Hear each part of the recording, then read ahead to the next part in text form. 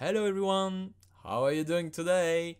Today's lesson is about the past continuous. The past continuous, le prétérit continu. On a déjà vu le prétérit simple, donc pour rappel qui sert à parler d'événements passés, révolus. C'est aussi le temps de la narration en anglais. Et maintenant on va parler du prétérit continu. Donc, rentrons dans le vif du sujet. Comment ça se construit? Je vous montre un exemple. Alors, regardez bien. Yesterday morning, Marty was crossing the tracks when the train pulled in the station. Donc, yesterday, ça veut dire hier, hier matin.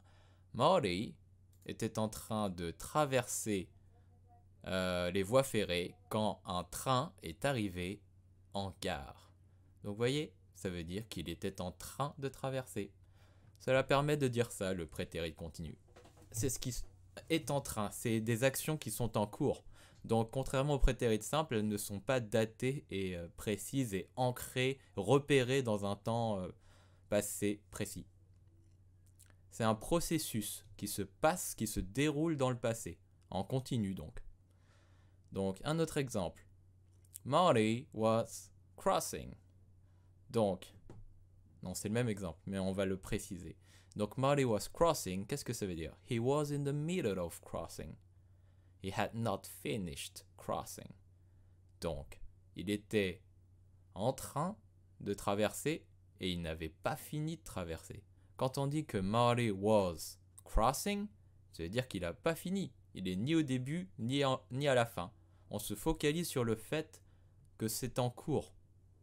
Donc il n'y a pas vraiment de début, il n'y a pas vraiment de fin, mais on sait que ça se passe dans le passé. C'est repéré dans le passé, mais pas de façon précise. Ensuite, je vous ai mis un tableau pour résumer un petit peu comment ça se construit.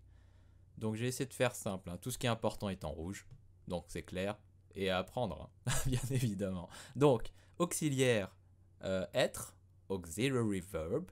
Donc ça c'est en anglais, on dit auxiliary verb, verbe être, conjugué au prétérit.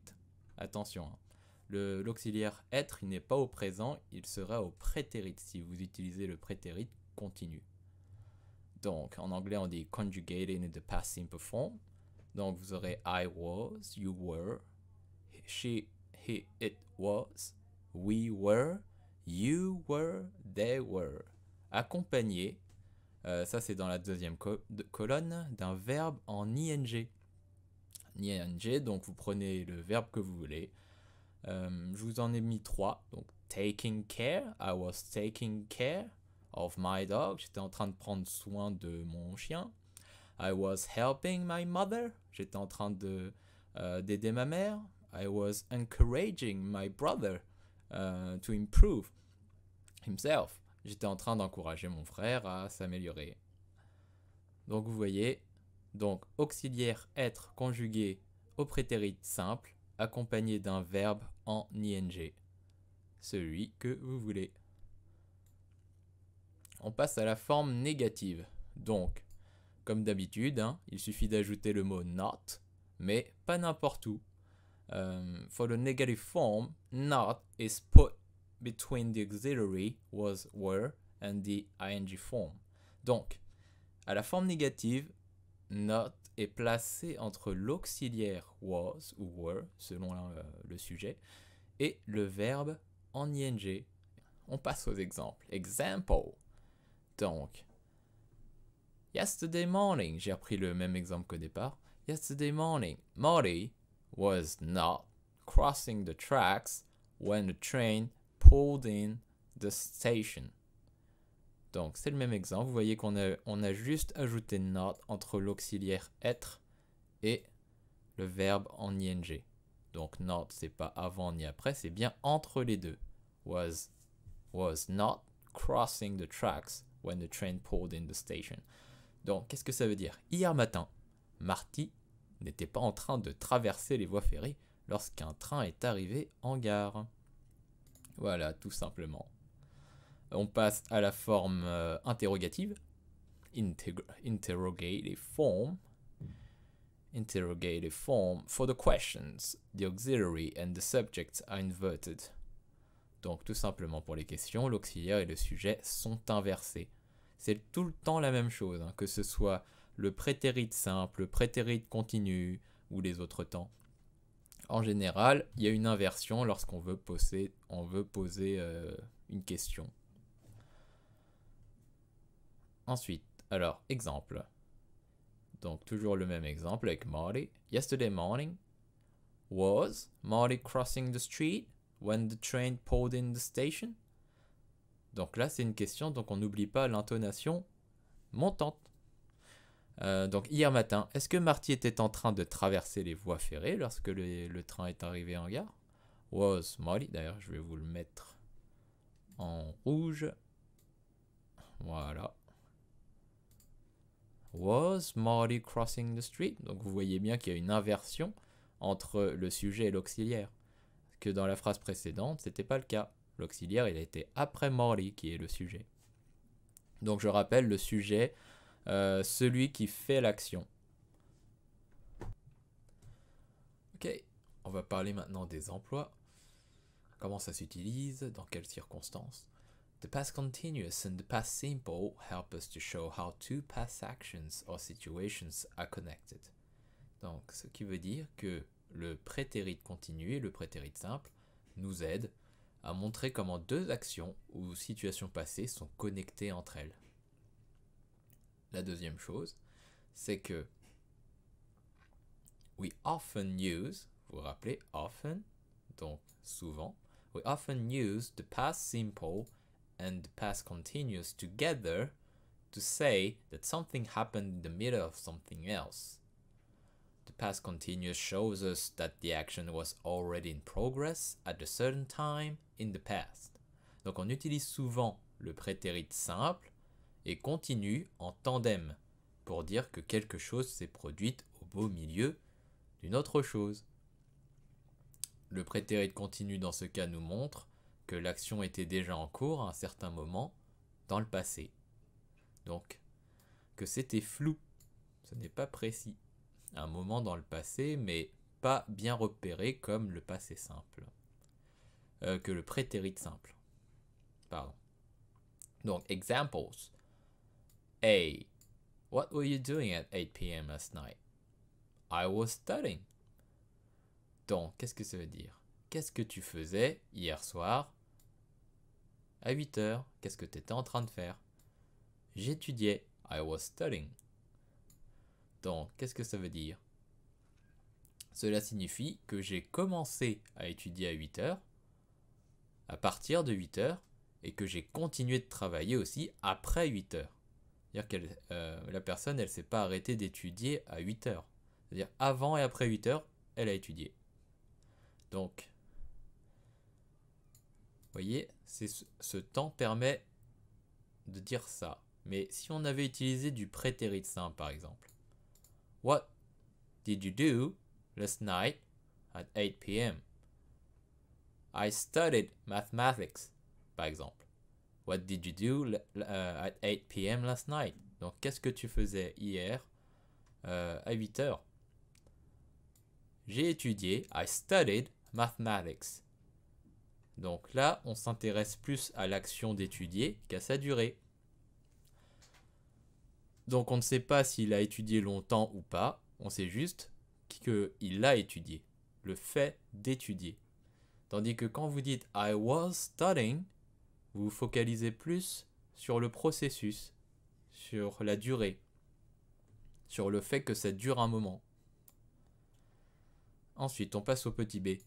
It was snowing when I opened the window. Donc, snow, comme snowman, le bonhomme de neige. Donc, to snow, ça veut dire neiger. Et ici, un ing, parce que justement, on le conjugue au prétérit continu. Donc, auxiliaire être, c'est was, suivi du verbe en ing, snow, snowing. It was snowing when I opened the window. Il neigeait quand j'ai ouvert la fenêtre. Donc il neigeait avant que j'ouvre la fenêtre et il neigeait aussi après. Ensuite, petit c, Lisa Lisa phoned me when I was having a bath. Donc, j'étais en train de prendre un bain quand Lisa a téléphoné. Donc là, vous voyez que le premier verbe, il est au prétérit simple et le second, il est au prétérit continu. Parce que souvent, le fait de faire intervenir le prétérit simple permet d'interrompre une action. C'est ça que ça permet. Donc, I was having a bath when Lisa phoned me. Elle m'a appelé tout d'un coup. Ça coupe l'action précédente. Donc, et le fait de dire I was having a bath, ça veut dire que elle était en train, que le fait de prendre un bain, ça a pris du temps. Ça veut dire que c'était en continu, c'est en cours. C'est une action qui est en cours. Example D. I was walking down the street when I saw a beautiful golden retriever. Golden retriever, c'est un chien, c'est une race de chien. Donc, I was walking down the street when I saw a beautiful golden retriever. De la même façon, le deuxième verbe ici, il est au prétérit simple et il vient couper l'action précédente. Donc, I was walking down the street, je descendais la rue en marchant, quand j'ai vu un très beau golden retriever. Vous voyez, ça permet de créer une corrélation, une relation entre deux actions ou deux situations dans le passé. Ensuite, the past continuous can also show that an activity was in progress for some time, and not just for a moment. Et donc, ce temps permet aussi de signifier qu'une action était en cours durant un temps long, et pas seulement un petit moment. Par exemple, we were cleaning the house all morning. Nous avons nettoyé la maison toute la matinée. Donc j'ai oublié de mettre exemple. Example. Voilà. Example, je retire l'espace. We were cleaning the house all morning. Nous étions en train de nettoyer la maison toute la matinée. Par contre, on utilise le prétérit simple. We use the past simple to say that one thing happened after another. Donc, contrairement au prétérit continu, le prétérit simple permet de parler d'une succession d'actions. Ça permet de créer une continuité d'actions, ce que le prétérit continu ne permet pas. Exemple. Toujours des exemples et on finira là-dessus. Donc, example. I was running in the park when I realized a big dog was following me, so I stopped. I stared at it, then he started licking my leg. Donc, vous voyez, vous avez tout un ensemble de verbes, que ce soit du prétérit simple ou du prétérit continu.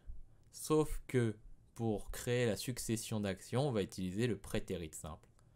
Donc, si on traduit, je courais dans le parc, I was running in the park, when I realized, quand j'ai réalisé, qu'un gros chien me suivait. A big dog was following me. Ensuite, phrase suivante, so I stopped. Donc, je me suis arrêté. Donc là, c'est au prétérit simple. Ensuite, I stared at it. Prétérit simple encore. On n'a pas dit so I was stopping.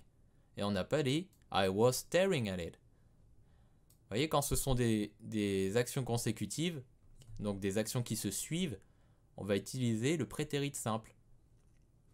Par contre, pour créer une relation entre deux actions dans le passé, on va utiliser soit le prétérit simple, soit le prétérit continu.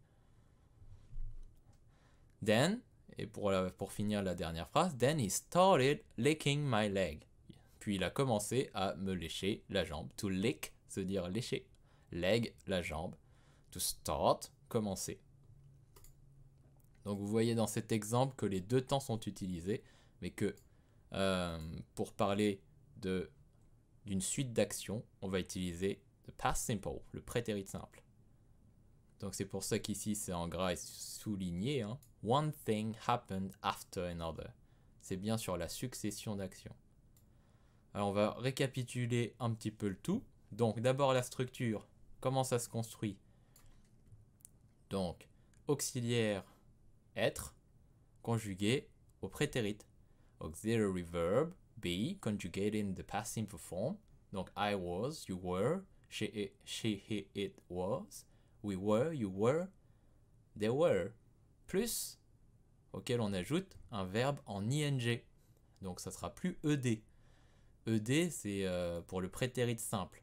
Et n'oubliez pas les verbes irréguliers qui ont une terminaison propre à eux. Donc pour le prétérit continu, on va pas se casser la tête, hein, c'est tout simple, c'est toujours la même chose. On ajoute seulement ing. Donc taking care, prendre soin, helping, aider, encouraging, ainsi de suite. À la forme négative, on ajoute not. Donc for the negative form, not is put between the auxiliary was and were and the ing form. Not, il est placé entre l'auxiliaire et le verbe en ing. Donc ici avec l'exemple de Marty. Yesterday morning, Marty was not crossing the tracks. Voyez? Marty was not crossing the tracks. On n'a pas dit Marty was crossing not. On n'a pas dit Marty not was crossing. Not vient après. Donc, bien entendu, ici on l'a écrit en forme pleine. Mais on pourrait très bien l'écrire en forme contractée. C'est-à-dire en plus court, en plus rapide. Wasn't. Marty wasn't crossing the tracks when the train pulled in the station. Mais là, je l'ai écrit en forme pleine pour que ce soit bien clair. Donc, aucune ambiguïté. Ensuite, pour les phrases interrogatives, interrogative form. For the questions, the auxiliary and the subject are inverted. Donc, l'inversion toujours. Hein. N'oubliez jamais l'inversion et la ponctuation, le point d'interrogation à la fin de la phrase interrogative. Donc, qu'est-ce que ça donne avec l'exemple de Marty? Yesterday morning, was Marty crossing the street when the train pulled in the station? Donc, was, il est bien avant Marty. Marty, le sujet. Hein. Donc, on avait bien dit l'auxiliaire et le sujet sont inversés. Voilà pour la forme interrogative. L'emploi, plusieurs choses. Le prétérit continu et le prétérit simple, ça marche ensemble. Vous les verrez très souvent ensemble. Ça permet de créer du relief, de créer une relation entre les deux situations ou deux actions dans le passé. Pour le prétérit simple, c'est tout ce qui est daté, révolu, précis, des successions d'actions.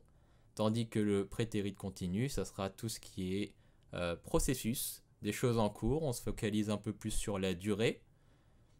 Et ce n'est pas repéré précisément dans le passé. On se focalise plus sur l'action en cours. Donc, ici, on utilise souvent le prétérit simple et continu en tandem pour dire que quelque chose s'est produit au beau milieu d'autre chose. Le prétérit continu dans ce cas nous montre que l'action était déjà en cours à un certain moment dans le passé. Avec tous ces exemples, j'en ai mis 4. Donc, what were you doing at 8 p.m. last night? I was studying. Donc, qu'est-ce que tu faisais à 8 heures du soir, hier soir? Hein?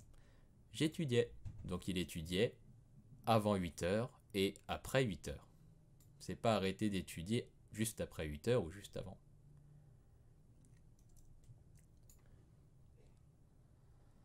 Voilà.